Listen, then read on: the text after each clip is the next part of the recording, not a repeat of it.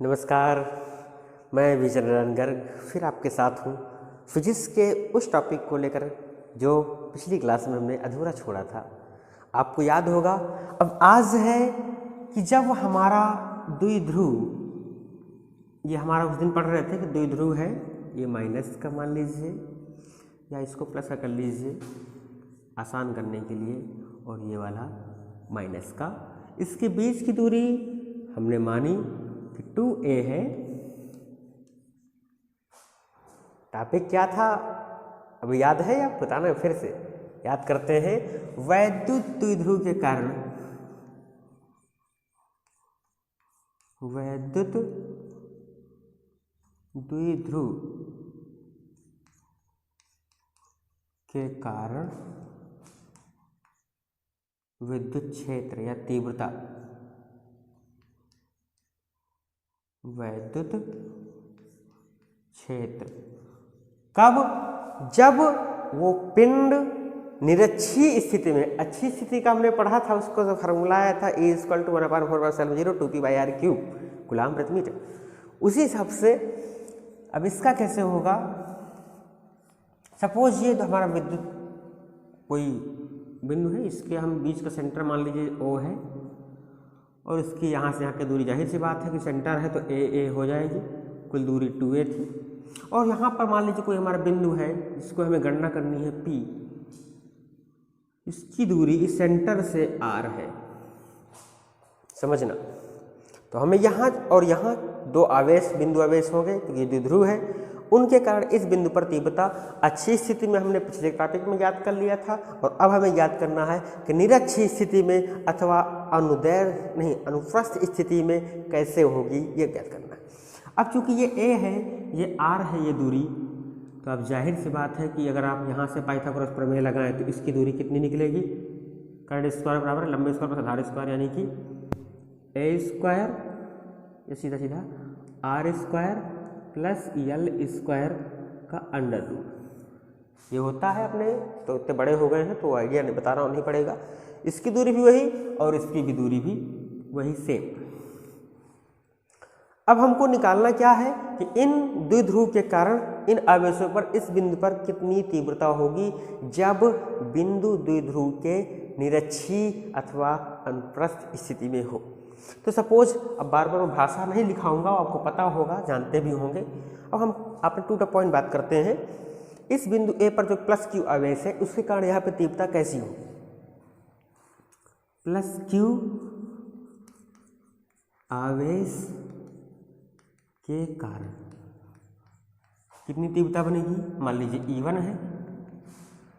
अब E1 तीव्रता का वही फार्मूला जो तीव्रता का होता था, आपको पहले से पता होगा कि क्या 1/4πε0, और यहाँ पर Q यानी कि यही Q, और r² मतलब उस बिंदु की दूरी का स्क्वायर। तो यहाँ पर दूरी क्या है, r², यहाँ पर ये AP है, यही दूरी है Q से, क्योंकि यहाँ से इसकी दूरी r है, लेकिन यहाँ से दूरी क्या है, AP, यानी इसका स्क्वायर। अब इसका स्क्वायर करेंगे तो जाहिर सी बात है क्या बनेगी, या भी आप सिंपल से लिख दीजिए ऐसे करके, AP का स्क्वायर। और यहाँ पर चाहे तो AP जो दूरी है, ये दूरी है, इसका कैप कह सकते हैं, क्योंकि तीव्रता है। अब ऐसे ही -q के कारण क्या होगी,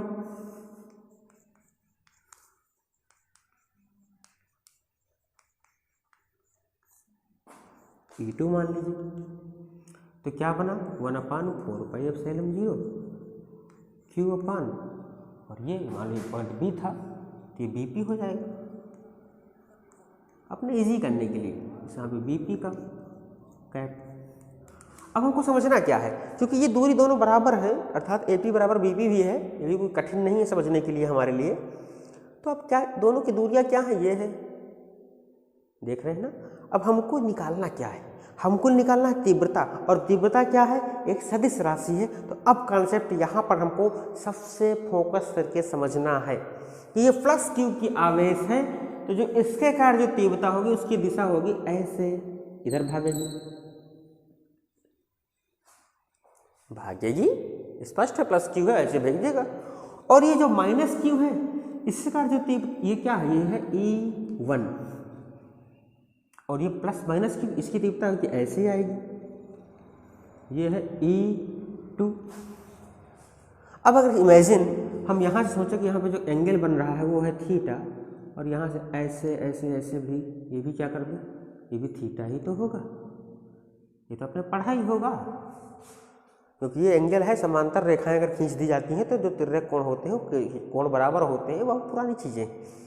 अब ये थीटा है तो ये जो एंगल ऐसे गया है, तो आपने वेक्टर में पढ़ा होगा, वेक्टर में क्या पढ़ा होगा कि ये जो तिर्यक रेखा इसके दो वेक्टर गुणन होते हैं, वेक्टर खंड होते हैं, एक इधर का और एक इधर का। इस वाले का नाम क्या होगा, इस वाले क्योंकि E1 है तो इस वाले का नाम E1 cos थीटा, और इस वाले का नाम E1 sin थीटा।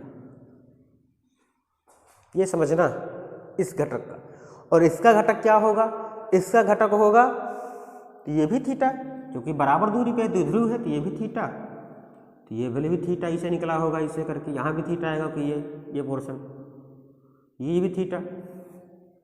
अब ये थीटा तो ये E2, तो इसका इधर होगा और इसका इधर होगा, तो इसका क्या बनेगा प्लस E2। अब इसका बेस इधर हो जाएगा, समझना बात को, ये थीटा होगा, ये वाला ये थीटा है, ठीक है। जब ये थीटा होगा तो इसका आधार इधर, तो ये होगा E2 cos थीटा, और इसके नीचे तरफ बनेगा E2 sin थीटा। अब चूंकि ये आधार परिमाण में दोनों बराबर हैं और ये विपरीत दिशा में है, तो E1 sin थीटा का फैक्टर और E2 का sin थीटा का फैक्टर ये दोनों एक दूसरे को निरस्त कर देंगे, तो बचा क्या परिणामी के लिए, ऐसे परिणामी भागेगा, और उसका परिणामी क्या होगा, इन दोनों के योग के बराबर होगा, क्योंकि इसका तो निरस्त हो गया, ये वाले की भी तीव्रता की दिशा ऐसे भाग रही है, ये वाले की भी ऐसे ही भाग रही है, यानी प्लस क्यू के कारण जो तीव्रता है उसका जो काश क्षैतिज घटक है वो इस दिशा में है, इससे कारण जो क्षैतिज घटक है वो भी इस दिशा में है, और ऊर्ध्वाधर घटक आपस में निरस्त हो जाते हैं। तो अब परिणामी तीव्रता हमारी क्या बनेगी, ये, तो परिणामी तीव्रता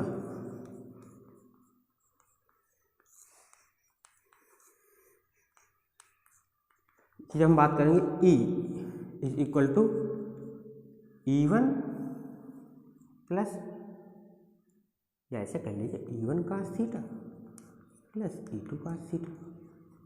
अब E1 E2 बराबर है तो हैं परिमाण में, तो परिमाण में जब बराबर है तो आप आराम से निकाल सकते हो, तो क्या बनेगा E1 का कोई किसी को मान रख दीजिए, तो E1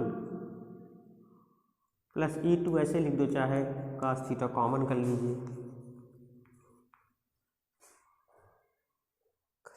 क्या है ये, क्योंकि E1 बराबर E2 परिमाण में, माड़ा E1 E2 ऐसे परिमाण में बराबर, तो ये E हो जाएगा दोनों का, तो 2E हो जाएगा, 2E cos थीटा।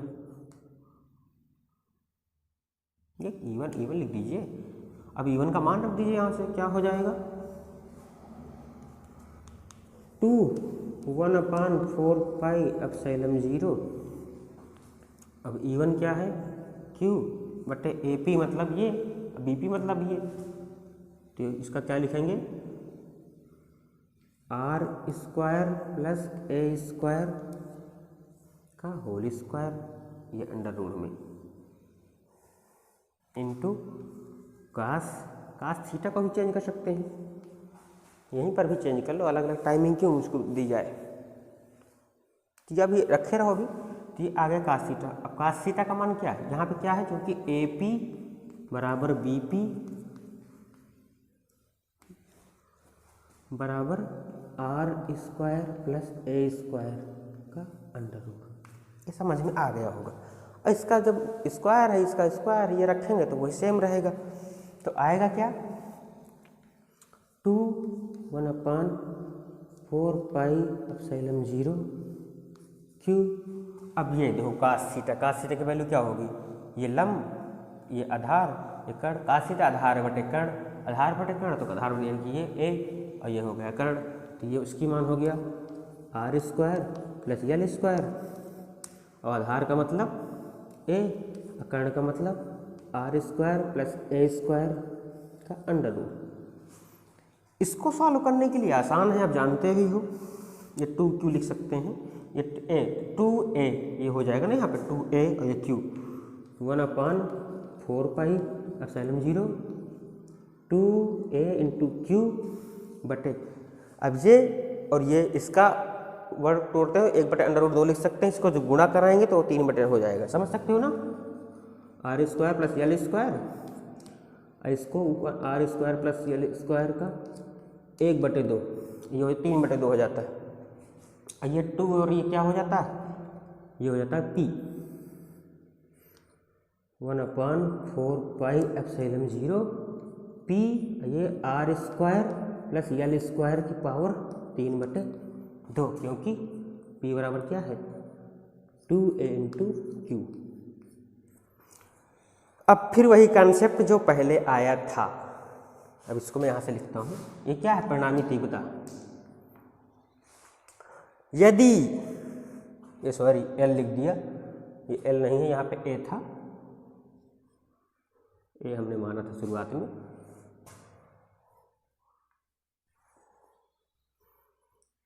अब यदि A का मान, यानी A क्या है, इनकी द्विध्रुव के बीच की दूरी, A का मान R की तुलना में बहुत छोटा हो, ये पोर्शन अब इधर लिखता हूँ मैं, समझ सकते हैं। यदि A is very very less than R, तो क्या होगा, तो A² और वेरी वेरी हो जाएगा कम R², तो फार्मूला क्या बनेगा E = 1/4πε0 p/r, ये 2 की घात, ये 2 से कट जाएगा तो क्या बचेगा r³ न्यूटन प्रति कूलम। अब हमको ये समझना है, इस पॉइंट पे हमको ये समझना है कि जब अच्छी स्थिति में, अर्थात कोई द्विध्रुव है और उसकी अच्छी स्थिति में कोई बिंदु रखा हो, तो उसकी परिणामी क्या सूत्र निकला था, वहाँ पे 2 गुना था। यहाँ पे ध्यान रखिएगा, कल के टॉपिक में, पिछले टॉपिक में यहाँ पे 2p आया था और इस टॉपिक में आधा आया है। आप चाहो तो इसको कॉम्बिनेशन तौर पे आप समझ भी सकते हो कि जब कोई द्विध्रुव हो और द्विध्रुव की अच्छी स्थिति में पूछे और निरक्षी स्थिति में पूछे, तो दोनों में अंतर होता है कितना, 2 गुने का। तीव्रता पे समझ सकते हैं कैसे, डेरिवेशन आपको समझ में आ गया होगा, ना आया हो तो आप ज़रूर मुझे सूचित करिएगा कमेंट बॉक्स में और अपनी टिप्पणी ज़रूर दिया करें। उससे हमको पढ़ाने का एक अवसर मिलता है, पता चलता है कि हमारे बच्चों को क्या पसंद है, किस टाइप का पसंद है, और उनके बाद में उनके दिमाग में कैसे फिजिक्स आसानी से आएगी। ये था फार्मूला जो हमें प्राप्त हुआ विद्युत द्विध्रुव के कारण विद्युत क्षेत्र, कब, जब बिंदु द्विध्रुव के निरक्षीय स्थिति में स्थित हो। तो ये तो हमने पढ़ा कि विद्युत द्विध्रुव के कारण तीव्रता कैसी होती। अब जरा थोड़ी सी प्रवृत्ति समझ लेते हैं कि हमारे बीच जो अणु हैं उन अणुओं में द्विध्रुव कैसे होता है। तो कुछ अणु होते हैं कि द्विध्रुव उनके सेंटर में होता है, यानी आवेश प्लस माइनस दोनों एक साथ हो जाएगा। सपोज ये हमारा अणु है और यहाँ प्लस भी है माइनस भी है, दोनों एक साथ हैं, इनका कुल आघूर्ण जो होगा वो शून्य होता रहता है, कुल विद्युत क्षेत्र में प्रभाव नहीं पड़ता। अगर इनको आवेशित करते हैं तो इनकी अलग अलग क्रियाएं दिखने लगती हैं। और कुछ अणु होते हैं, इनका उदाहरण सपोज मान लीजिए CO2, ये इन्हें कहते हैं अध्रुवीय। ये कैसे अणु कहलाते हैं, अध्रुवीय अणु। आपके अगले टॉपिक में है ना ध्रुवीय ध्रुवों, विद्युत ध्रुवों की भौतिक सार्थकता, तो ये सब कहलाते हैं अध्रुवीय अणु, जिस पर प्रभाव डालने पर ये अलग से द्विध्रुव रूप में काम करते हैं, प्रभाव हट जाता है विद्युत क्षेत्र का, द्विध्रुव का काम बंद हो जाता है। और कुछ होते हैं जो जैसे H2O की संरचना होती है, ये थोड़ा सा फिजिक्स और केमिस्ट्री मिक्सिप है। H2O की संरचना है वो ऐसे बनती है इस टाइप से, तो वो कहलाती है द्विध्रुवीय संरचना। तो इस प्रकार के जो अणु H2O है ये द्विध्रुव अणु कहलाएगा और ये अध्रुवीय अणु कहलाते हैं। इस प्रकार ये टॉपिक आपको द्विध्रुव रूप में समाप्त होता है। अब आपका अगला टॉपिक आता है कि एक समान विद्युत क्षेत्र में द्विध्रुव पर क्या प्रतिक्रिया होती है। एक समान विद्युत क्षेत्र में, तो एक समान विद्युत क्षेत्र पर द्विध्रुव, आगे टॉपिक कंप्लीट कर दे रहा हूं मैं। आघूर्ण आपके चैप्टर में ऐसे नहीं दिया हुआ। अभी हमें कैसे समझना है ये ध्यान रखिए। सपोज आपके पास कोई विद्युत क्षेत्र है जिसकी दिशा ऐसे ऐसे ऐसे ऐसे, ये क्या है? ये विद्युत क्षेत्र की दिशा है ई, और हमने कोई अपना द्विध्रुव इस पे ऐसे तिरछा रख दिया। कैसे रख दिया? तिरछा। ये चित्र बनाने के लिए इतना बड़ा द्विध्रुव होता नहीं है, ये परिकल्पना है खाली। और उसकी इस दिशा से जो एंगल है वो कितना बनता है?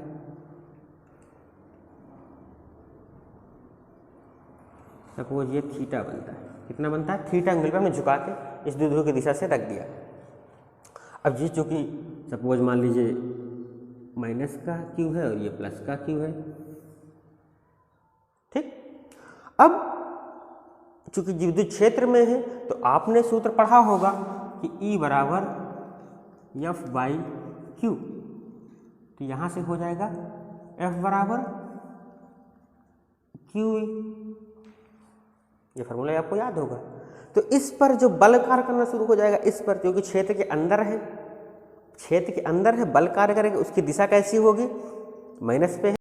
तो अब हमको समझना ये है कि जो इस पे बल की दिशा होगी, क्योंकि ये ई है, इसकी दिशा ऐसी, अर्थात इधर से आ रही बाहर जा रही, इधर धनात्मक कुछ होगा तभी इसकी दिशा ऐसे उधर जा रही। तो धनात्मक कुछ होगा तो ऋण वाला, इसकी बल इधर आएगा, इधर आएगा। ये बल के कारण ऐसे फोर्स लगेगा, इसकी परिमाण होगा क्यू ई, और ये भी इसकी परिमाण होगा, ऐसे आएगा ये क्यू ई। अभी दोनों बल हैं, अब ये इधर खींच रहा है, परिणाम क्या है? परिमाण क्या है इसका? क्यू ई, और ये इधर खींच रहा है, दोनों परिमाण क्या है? Q E. तो परिमाण में तो दोनों बराबर है, तो ये क्या करेंगे? ऐसे ऐसे खींचेंगे, जब तो क्या होगा? इस क्षेत्र के अंदिश होने का एक प्रयास करेगा, और इसकी जो क्रिया रेखा होगी बल की किधर होगी? इसकी होगी ऐसे, ऐसे घूमने का प्रयास नहीं करेगा, ऐसे करके, और ये ऐसे घूमने का प्रयास करेगा। क्रिया रेखा हम इसकी ये मान लेंगे, ये क्रिया रेखा इसकी ऐसे, ये मान लीजिए थीटा कोण था, तो ये किसी क्रिया रेखा हो गई। ये थीटा कोण, तो ये मान लो बिंदु था, ये ऐसे ऐसे ऐसे घुमाने का प्रयास करेगा ना। तो अब इस पर जो घुमा रहा है, घुमाने का नाम क्या? एक दो बल कार्य कर रहे हैं ना। और आपने पिछली कक्षाओं में कहीं भी आपने आघूर्ण, बल आघूर्ण आपने पढ़ा होगा। बल आघूर्ण क्या होता है कि जब किसी वस्तु पर दो बराबर किंतु विपरीत दिशा में बल कार्य करते हैं तो उस पर एक बल आघूर्ण कार्य करता है। अब ये दोनों बराबर क्यू ई, परंतु विपरीत दिशा में, ये इधर तो ये इधर, ये ऐसे तो वो ऐसे बल कार्य कर रहे हैं, इसको घुमाने का प्रयास करेंगे तो वो कहलाता है बल आघूर्ण। और वो कैसे होगा हमको ये समझना है बहुत ही आसान शब्दों में। तो हमको समझना ये है कि कैसे होता है बल आघूर्ण। आपने देखा विद्युत बल आघूर्ण यानी द्विध्रुव का जो बल आघूर्ण है, द्विध्रुव बल आघूर्ण कोई भी हो उसका फार्मूला वही होगा, टाउ इक्वल टू बल गुणे बल की क्रिया रेखा में विस्थापन। अब बल क्या है? बल F, क्रिया रेखा में विस्थापन। अब यहाँ समझना कैसे हट रहा है। यहाँ पर बल कार्य किया, ये ऐसे किया, ऐसे किया, यहाँ से यहाँ खिसक के आ रहा, यूँ सीधा होगा ना। सपोज ये ऐसे रखा और ये बल कार्य किया तो ये ऐसे हुआ, तो वो जो बल की दिशा कैसे हुई? ये लंब और ये कर्ण, ऐसे ऐसे ऐसे सीधा होगा ना। विस्थापन कितना हुआ? BC और ये AB, ये विस्थापन हुआ। इधर से ले लो या इधर से ले लो, कुछ भी ले लो, हमने लिखा BC। अब साइन थीटा आप बराबर आप जानते हो, साइन थीटा बराबर लंब बटे कर्ण यानी BC बटे AB बराबर BC बटे AB। तो BC equal to sine theta और AB क्या है? AB है 2A, तो BC equal to 2A sine theta. अब बल क्या है? बल है F बराबर Q इंटू ई, ये हो जाएगा Q इंटू ई और इंटू इसका मान BC बराबर 2A sine theta. 2A into Q बराबर P, तो PE साइन थीटा, ये क्या है टाउ। अब ये है क्या, फिर से एक बार कंफर्म कर लीजिए कि किसी भी द्विध्रुव को जब विद्युत क्षेत्र में तिरछा रखते हैं, किसी कोण पर रखते हैं, तो उस पर एक बल आघूर्ण कार्य करता है। वो बल आघूर्ण कैसे कार्य करता है, उन दोनों पिंडों के अंदर से कार्य करता है और इसका नाम प्रत्ययनयन आघूर्ण के नाम से या प्रत्ययनयन बल युग्म के नाम से या विद्युत क्षेत्र में एक समान विद्युत द्विध्रुव के आघूर्ण से किसी भी नाम से पूछा जा सकता है। द्विध्रुव पर लगने वाला प्रत्ययनयन बल युग्म अगर पूछ ले तब भी यही है। वो क्या है, द्विध्रुव आघूर्ण। इसे क्या बोलते हैं, द्विध्रुव आघूर्ण, इसको बताए थे। तो ये बल द्विध्रुव आघूर्ण का मतलब यहाँ पे क्या है, आघूर्ण या साथ में बल युग्म लिख दो।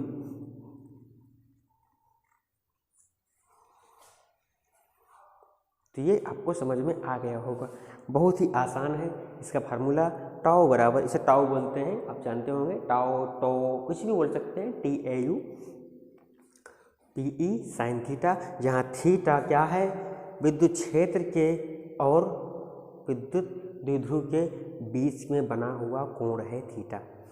P क्या है, द्विध्रुव आपने आघूर्ण पढ़ा होगा पहले ही, P बराबर Q × 2a, बीच की दूरी और उसके आपस में गुणनफल को। ये सब वही कंसेप्ट है, आपको सिर्फ समझना शुरू करना है। एक बार समझना शुरू कर देंगे, टॉपिक को फोकस करेंगे तो गारंटी है कि आपको फिजिक्स आसान लगेगी। फिर मिलते हैं इसके आगे अगली क्लास पे, और शायद अगली क्लास पे आपको जो टॉपिक है वो गॉस थ्योरम और सतत विवरण आवेश है, ये हम पढ़ेंगे फिर से। तब तक के लिए नमस्कार।